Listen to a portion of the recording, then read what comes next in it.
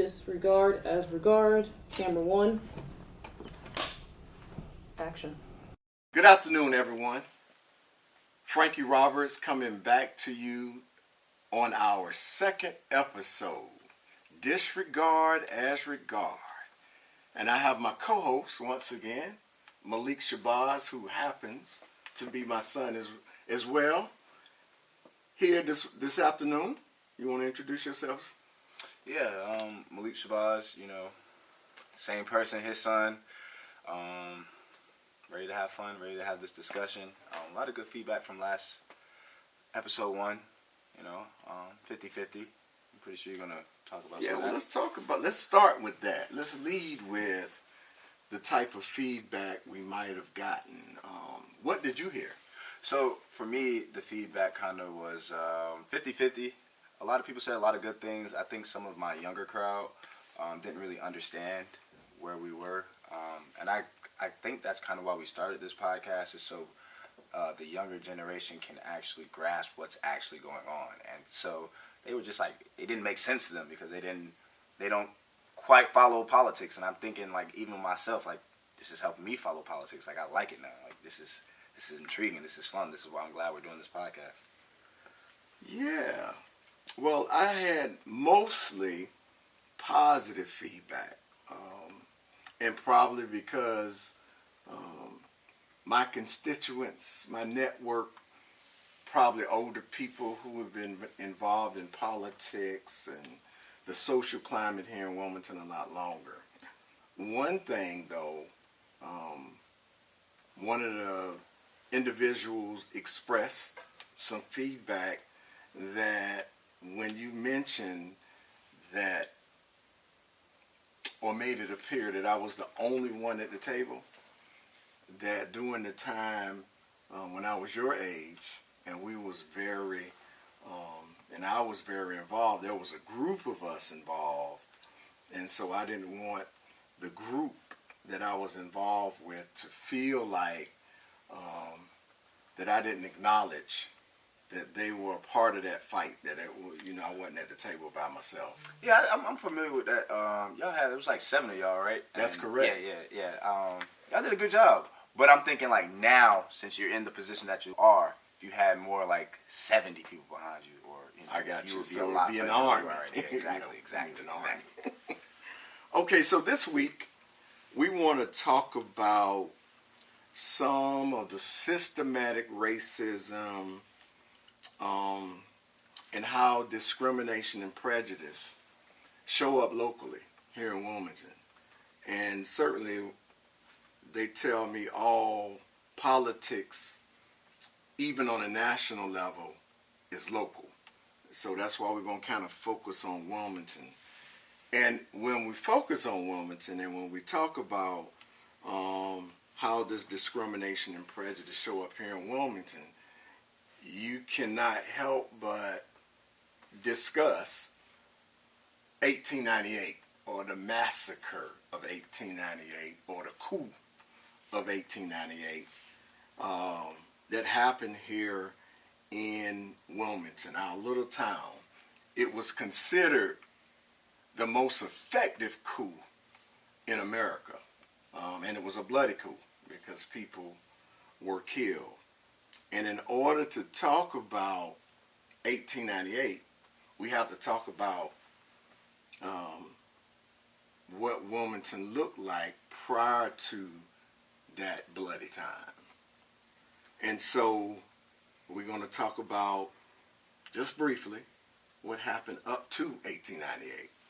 Yeah, I was going to say, I think I learned about 1898 like 2 to 3 years ago, which is a bad thing to say, but I wouldn't have learned about the massacre of 1898, and I have to throw this shout out.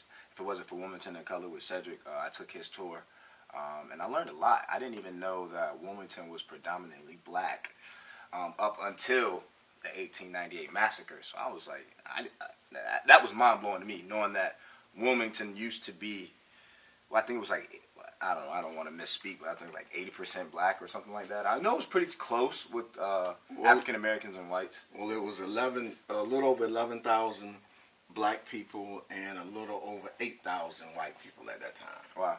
So yeah, and Wilmington was slated to be the Black Mecca, like Atlanta, because it was a port city. You had the railroads. Yeah, you had trade coming in here, like 40 going west now. And so, yeah, it was.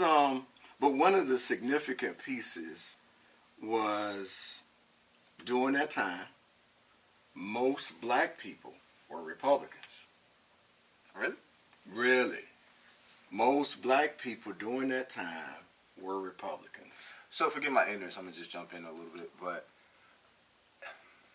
and again, this could be this knowledge I have, but why is it that when black people say that they're Republican, or you associate black people with Republicans, they get such a, like, that's not a good thing? Like, for my younger crowd, even for me, like, what is this whole Republican and black thing, if that is a thing? Well, politics has always been a driver in America.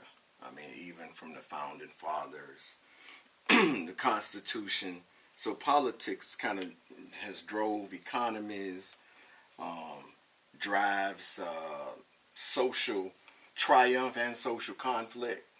And so when you got parties, I always call it a trick. So when people say Republican now, it carries in the black community somewhat of a negative connotation.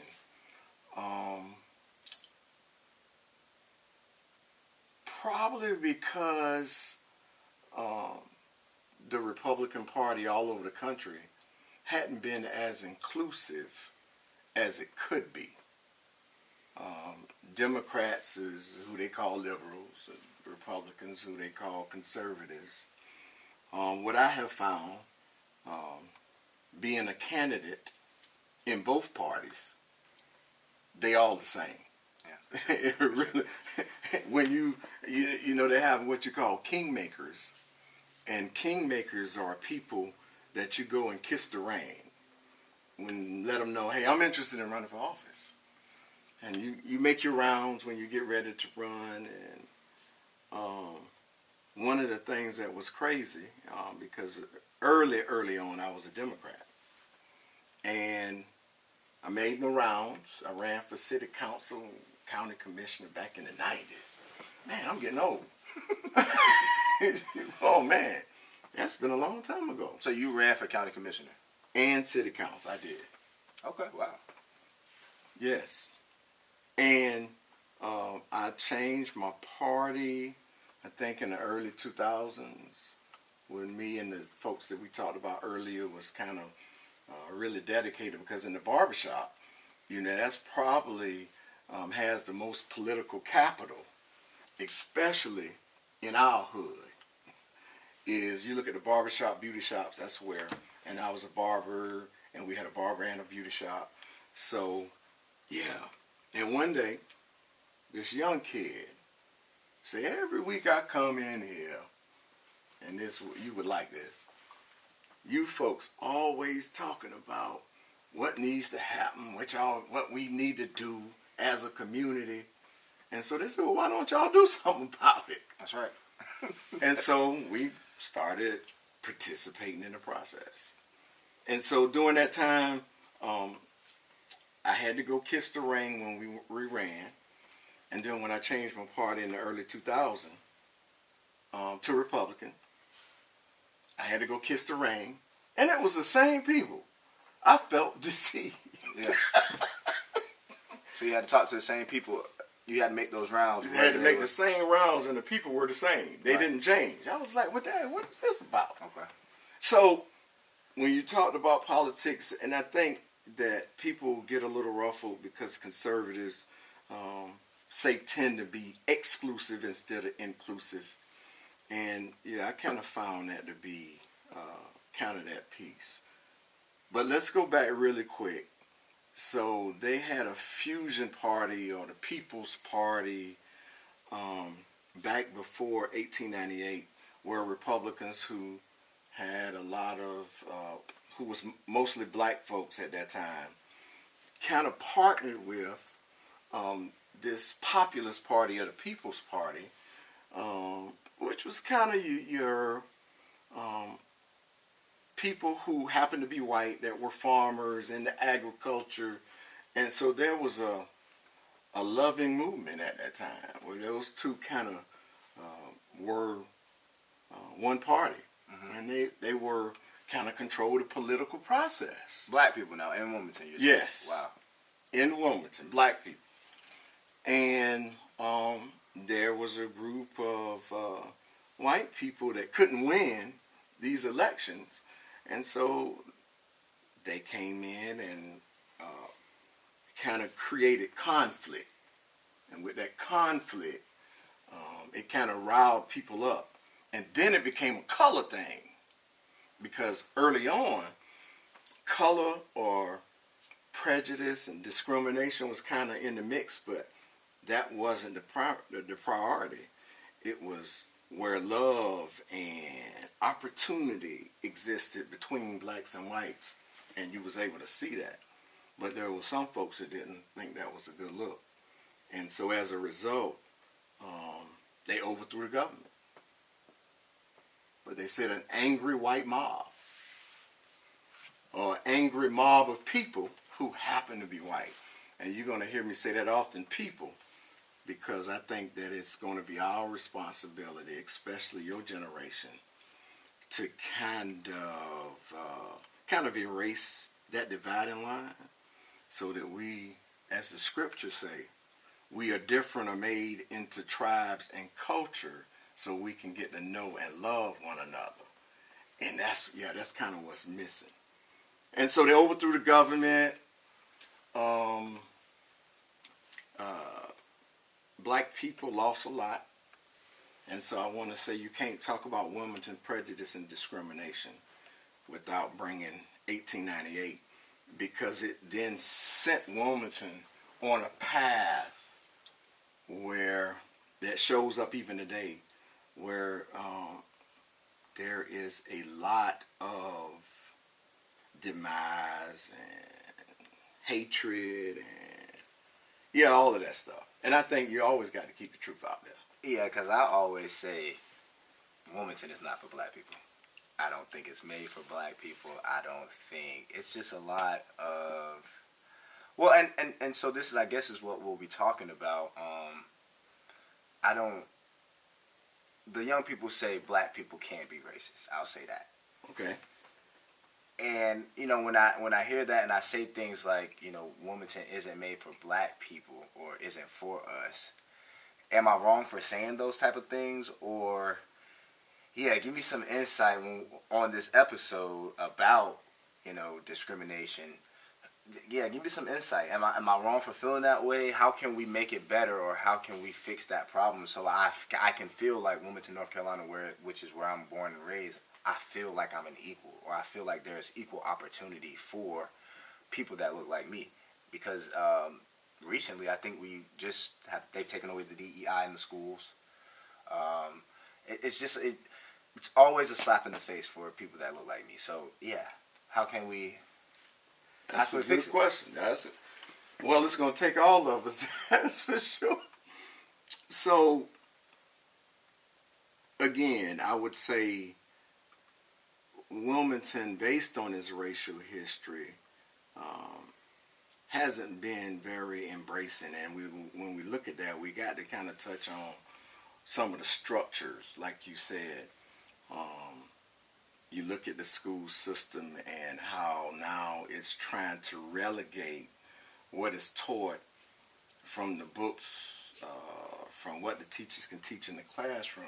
What they can put on their walls. Yeah, what they can put on their walls sounds like is to ensure that it is more white history than American history, which includes black history.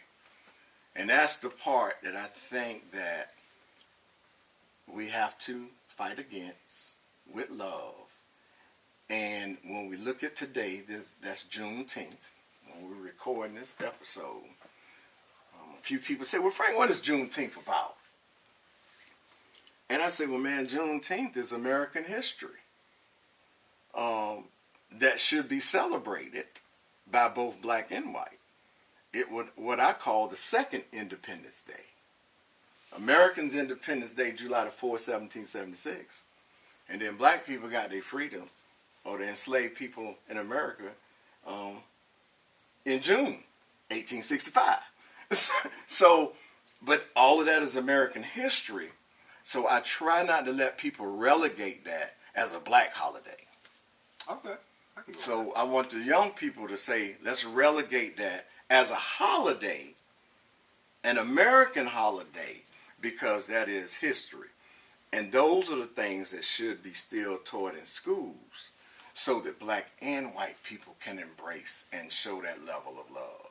So I think as you feel the way you do, yeah, feel that way, but how we change it is with the truth. And don't let up off the gas. You got to keep pushing that pedal.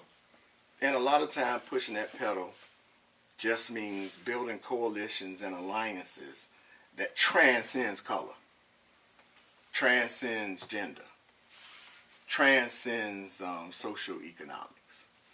And yeah, that's one of the things we got to do. And I want to ease into, because we was going to talk about some of the systems in Wilmington, and you just mentioned one, is schools is one of those institutions. So you think, okay, dabble in that. So you think that the school has systematic racism is basically what you're saying. That is correct. A system of oppression. That's We're going to call it a system of oppression. Well, and as an example of this, and I'm glad I'm able to sit on a podcast and say this. Would an example be, so I used to work at Williston, and we don't have, I think we're on one of the only middle schools that don't have mirrors in our bathrooms. Oh, really? Yeah, so, and then when you look at other schools, because I used to coach for Williston, you know, their bathrooms in their schools are up to date, like Trask. I think it was recently renovated. But the history of Williston, if I'm not mistaken, was like, it used to be like one of the top schools, then they shut it down or something. And don't misquote me, but that should be a school they should put high priority in, and renovations, and it should look a lot better. But is that an example of systematic racism? That is an example. And let's take it back to the history again. So Williston was probably one of the first schools that was ran by missionaries after slavery, early 1800s, and it has made several name changes and transitions. And during the civil rights movement, or what is called the Jim Crow era, Williston was ranked top 5 in the nation. Black or white schools. It was a black school, but it was ranked in top 5 in the nation. And some of the most notable people went to Williston. And when integration, i.e., became the law, so we went from segregation to integration, or from separate schools to integrated schools. Williston was closed down, and the students who happened to be black were then sent to Hanover, where they weren't accepted. And so it created chaos and conflict. Now, do you think back in that time they did that on purpose to shut down Williston to cause the chaos, or did things just happen, or is this something that you're not sure of? Well, I wasn't back then, but right. You know, based on the history, there a lot of the commentary, people believe that the school board did that intentionally, was to take i.e. minority, and put them in a school with the majority.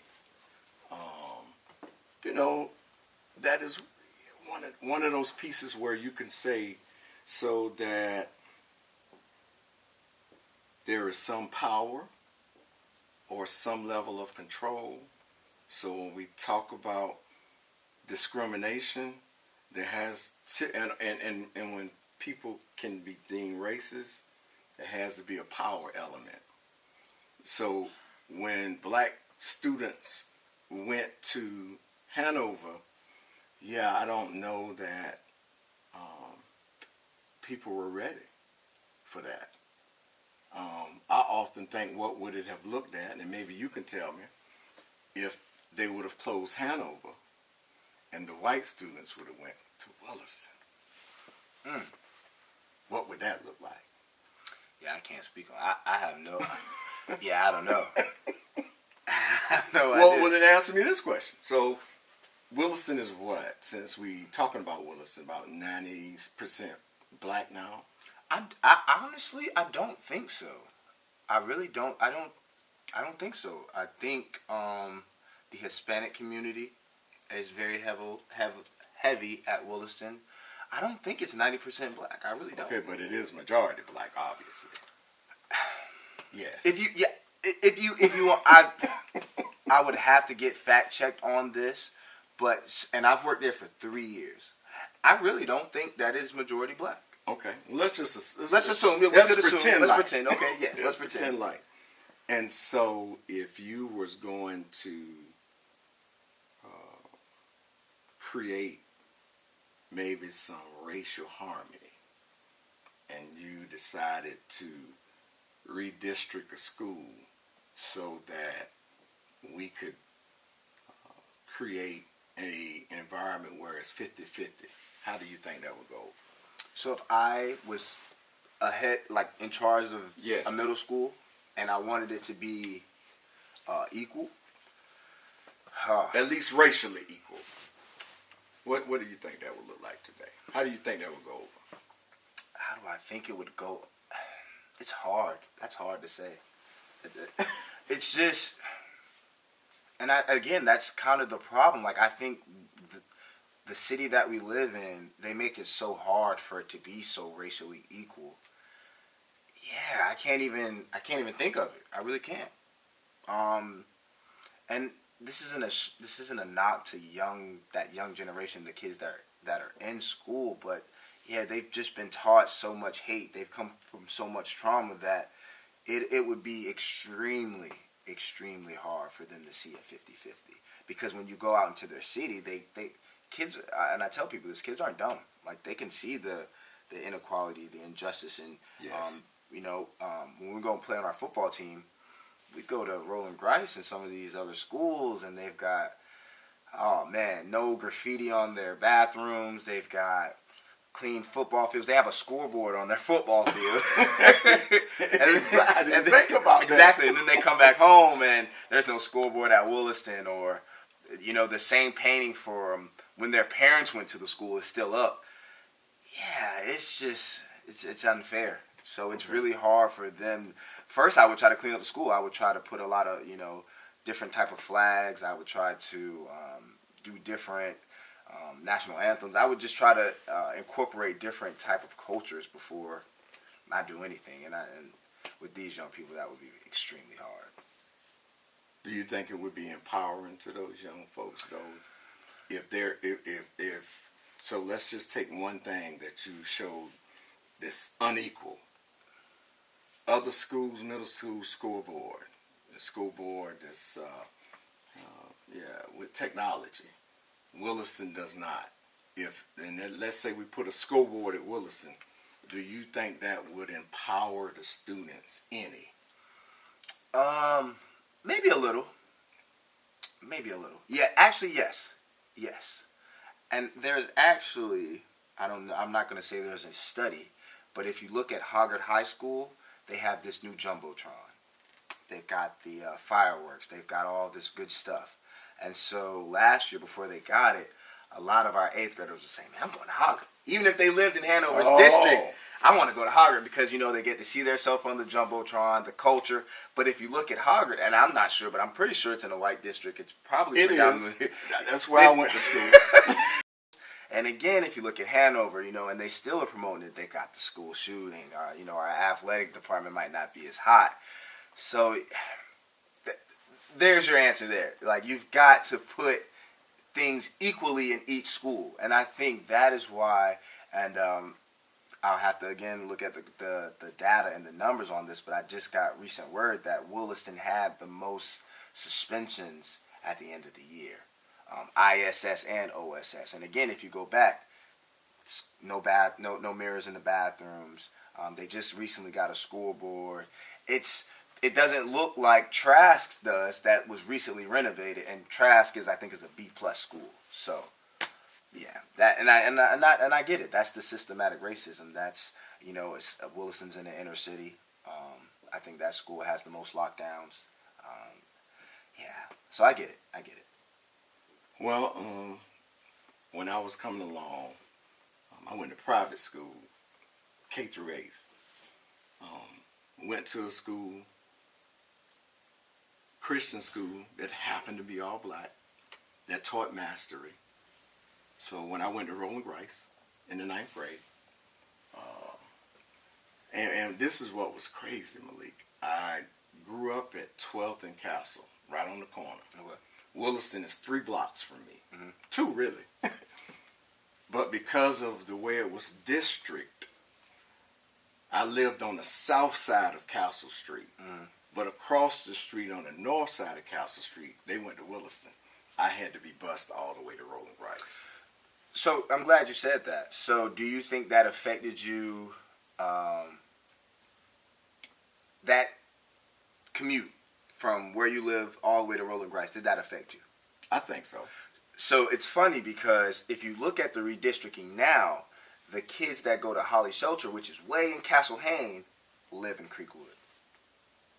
Yeah, I think anytime, and there's a big argument. We'll have to get into that on a later episode. But yeah, that is one of those arguments where neighborhood schools versus non-neighborhood schools is one of those issues. Which is better?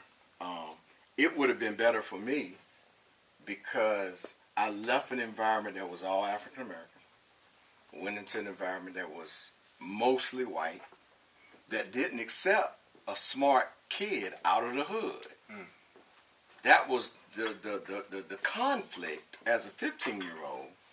And man, it was a struggle for me to be accepted as this black kid that was just as smart as the white kids. And the teachers resented the fact that I was as smart. And fortunately, your grandma, my mom, every time I came home to complain about that, and this is the kind of love we need today, my mother always said the same thing. I said, Mom, no white people don't like me. And my mom said, honey, God made us all just alike. You just go to that school and do your work. And later I understood when she said that she had never been in a learning environment with white folks. Mm. So, it was the perception, but her speaking life into how she thought it should be. Mm. And I came to later learn how to, again, even what this podcast is born out of, how to try to create the harmony in what she foresaw and was foretelling that, Frank, God made us all just alike. And that's how we have to behave as black people and hold other ethnic groups accountable to create the environment that you won't feel and I won't feel, because I still feel the same way, that this is not a city that is black people centered also. It appears to only be white people centered. But I think it needs to be black people centered, Asian people centered, Latino centered, so that it could really truly be a melting pot. I agree. I could agree with that. So one last thing before we go to move to an end is just want to briefly talk about that political institution. So what I feel we have arrived to today, here in 2024, is there is something called political capital. Okay. And I think a lot of the systems, school system, employment systems, housing systems, it kind of all evolves around politics and commerce or money. And so with the political landscape, I don't feel that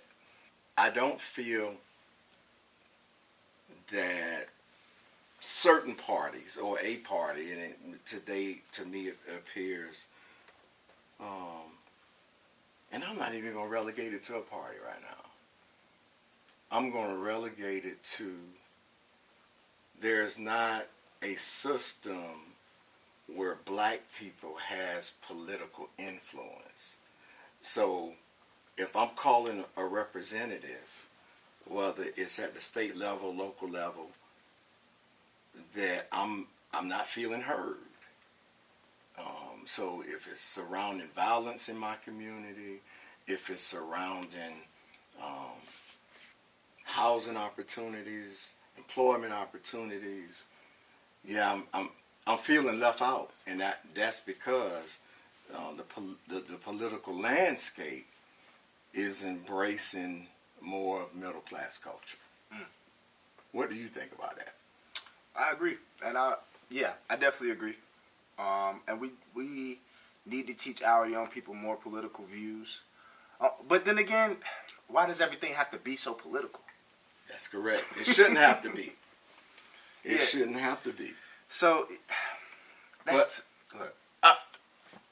Yeah, I mean, it's complicated because based on my upbringing and how I raised you, the last child in the house is, I always think parenting is on the job training. So going from Tiffany to Pierre to you, I've tried to get better. Me and your mama tried to get better and better. Mm-hmm. And so you was the last hurrah. So I say, let me try this. Let me submerge Malik in middle class culture so that he would have the tools to be able to navigate the system so that he could not just survive, but strive. And I could definitely see that, going to a predominantly white school, K through 5th, and, pulling me out in the 4th grade and sending me to a Christian school. I definitely see where I am a little bit different and able to adapt in different cultures. So, yeah, I agree. Yeah. I agree. And made you play soccer. Correct. At a young age. So that was one of the methods that I say, well, how can he really learn how to submerge himself? However, I also think middle class culture should also learn how to navigate, use the right word here, how to navigate inner city culture. Okay, I'm going to say inner city culture. Okay. I don't want to use the word poor because that's not what we're talking about. Yeah, no, but to navigate inner city culture and navigate the ability to interact and engage with different. Because I think we just different cultures. And the only reason I'm saying how we had to learn how to navigate middle class culture is primarily to be able to communicate effectively. Correct. And I think we get left out sometimes, or when decisions is being made in city council, county commissioner, state legislatures, we're not even considered in the equation. They don't, and we don't have district elections, so it's at-large elections, and in Wilmington, New Hanover County, with about 234,000 people, we only 14% of the population. In New Hanover County, we're only 14%. 14%. After being before the massacre. Yeah, we went from a majority to a extreme minority. Wow. And yeah, I think that typically what I found with young men and young women who happen to be black in our community, once they get educated or they have the opportunity to leave, they leave. They say, "Now I'm getting out of there." Yeah, because again, Wilmington is not for our people, and that shows that there's got to be something done. We've got to change. And before we wrap up, I guess that'll help me give my kudos to Commissioner Barfield for him actually standing up. And that was actually the last meeting was the most I've seen it that packed. Yes. And it shouldn't just be because a predominantly black organization in the county is being defunded. We should be there all the time. We should be there fighting for what we believe in. We should be fighting for what needs to be changed, not just because we're losing funding in a certain organization.